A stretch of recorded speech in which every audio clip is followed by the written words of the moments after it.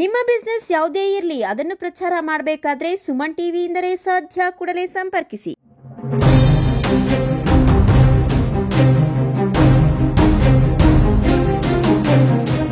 ನಮಸ್ಕಾರ, welcome to Suman TV.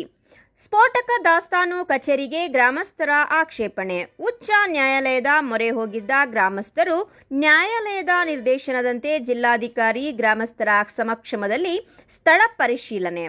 Gudibande ತಾಲೂಕಿನ ಪುಲಸಾನಿವೊಡ್ಡು ಗ್ರಾಮದ ಸರ್ವೆ ನಂಬರ್ 34/5ರ 1.12 ಗುಂಟೆ ಜಮೀನಿನಲ್ಲಿ ಸ್ಥಾಪಿಸಲು ಉದ್ದೇಶಿಸಿರುವ ಸ್ಫೋಟಕ ಸಾಮಗ್ರಿಗಳ ದಾಸ್ತಾನು ಮ್ಯಾಗಜಿನ್ ಕಟ್ಟಡ ನಿರ್ಮಾಣ ಯಾವುದೇ ಕಾರಣಕ್ಕೂ ಒಪ್ಪಿಗೆ ನೀಡಬಾರದು ಎಂದು ಹಂಪಸಂದ್ರ ಗ್ರಾಮ ಪಂಚಾಯಿತಿ ವ್ಯಾಪ್ತಿಯ 4-5 ಗ್ರಾಮಸ್ಥರು ಉಚ್ಚ ನ್ಯಾಯಾಲಯದ ಮೊರೆ ಹೋಗಿದ್ರು.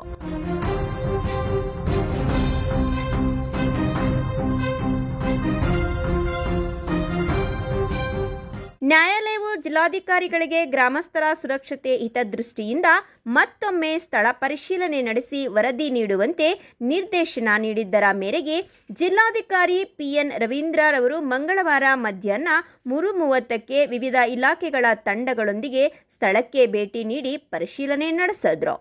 ನಂತರ ಸುದ್ದಿಗಾರರೊಂದಿಗೆ ಮಾತನಾಡಿದ ಅವರು, ಗುಡಿಬಂಡೆ ತಾಲೂಕಿನ ಕಸಾಬಾ ಹೋಬಳಿಯ ಪುಲಸಾನಿವೊಡ್ಡು ಗ್ರಾಮದ ಸರ್ವೆ ನಂಬರ್ 34/5ರ 1.12 ಗುಂಟೆ ಜಮೀನನ್ನು ಕೃಷಿಯೇತರ ಉದ್ದೇಶಕ್ಕೆ ಪರಿವರ್ತನೆ ಮಾಡಲು ಅರ್ಜಿ ಸಲ್ಲಿಸಿದ್ರು.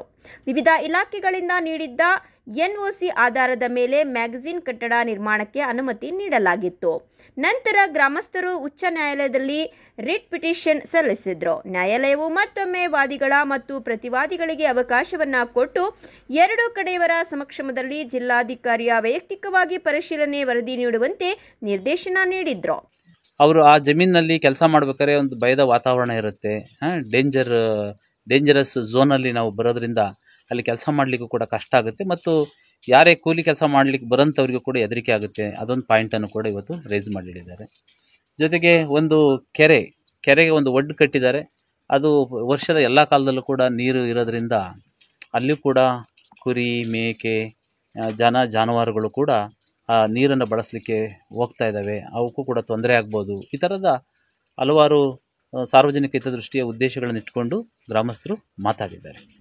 ಹಾಗಾಗಿ ಮಾನ್ಯ ಉಚ್ಚ ನ್ಯಾಯಾಲಯದ ಆದೇಶದಂತೆ ಇವತ್ತು ಈ ಸರ್ವೆ ನಂಬರಿಗೆ ನಾವು ಭೇಟಿ ಕೊಟ್ಟು ವಾಸ್ತವಾಂಶವಾಗಿ ಎಲ್ಲರ ಸಮಕ್ಷಮದಲ್ಲಿ ಸಾರ್ವಜನಿಕರಿರ್ಬೋದು, ದೂರುದಾರರಿರ್ಬೋದು, ಎದುರುದಾರರಿರ್ಬೋದು, ಎಲ್ಲರ ಸಮಕ್ಷಮದಲ್ಲಿ ಕೂಡ ನಾವು ಇವತ್ತು ಅದನ್ನು ವಾಸ್ತವಾಂಶದ ಪರಿಶೀಲನೆಯನ್ನು ಮಾಡಿಕೊಂಡಿದ್ದೀನಿ. ಹಾಗಾಗಿ ವಾಸ್ತವಾಂಶದ ಆಧಾರದ ಮೇಲೆ ನಾನು ಮುಂದಿನ ನಿಯಮಾನುಸಾರ ಕ್ರಮಗಳನ್ನು ತೆಗೆದುಕೊಳ್ತೀನಿ. ನಾನು ಸಾರ್ವಜನಿಕರಿಗೆ ತಿಳಿಸೋದು ಅಷ್ಟೇ, ದೂರುದಾರರಿಗೆ, ಎದುರುದಾರರಿಗೆ ಏನಿರುತ್ತೆ ಅದನ್ನು ನಿಯಮಾನುಸಾರ ನಾವು ಕ್ರಮಗಳನ್ನು ತೆಗೆದುಕೊಳ್ಳೋಣ. ಅದರಂತೆ ಸ್ಥಳ ಪರಿಶೀಲನೆ ನಡೆಸಲು ತಹಸೀಲ್ದಾರ್, ತಾಲೂಕು ಪಂಚಾಯಿತಿ ಇಒ, ಲೋಕೋಪಯೋಗಿ ಇಲಾಖೆ, ಭೂಮಾಪನ ಇಲಾಖೆ, ಪರಿಸರ ಇಲಾಖೆ ಸೇರಿದಂತೆ ಇತರೆ ಇಲಾಖೆ ತಂಡ ಪರಿಶೀಲನೆ ನಡೆಸಿದ್ರು. ವಾದಿಗಳ ಮತ್ತು ಪ್ರತಿವಾದಿಗಳ ಇಬ್ಬರ ನೀಡಿರುವ ಹೇಳಿಕೆಗಳನ್ನು ರೆಕಾರ್ಡ್ ಮಾಡಿ ಉಚ್ಚ ನ್ಯಾಯಾಲಯಕ್ಕೆ ವರದಿಯನ್ನ ಸಲ್ಲಿಸುತ್ತೇವೆ ಎಂದರು. ಯಾವುದೇ ಗಲಾಟೆಯಾಗದಂತೆ ಸೂಕ್ತ ಪೊಲೀಸ್ ಬಂದೋಬಸ್ತ್ ಕಲ್ಪಿಸಲಾಗಿತ್ತು.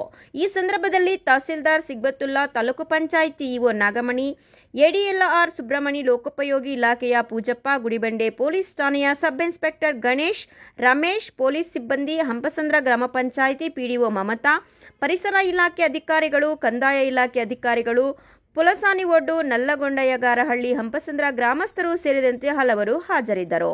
ಮಹೇಶ್, ಗುಡಿಬಂಡೆ.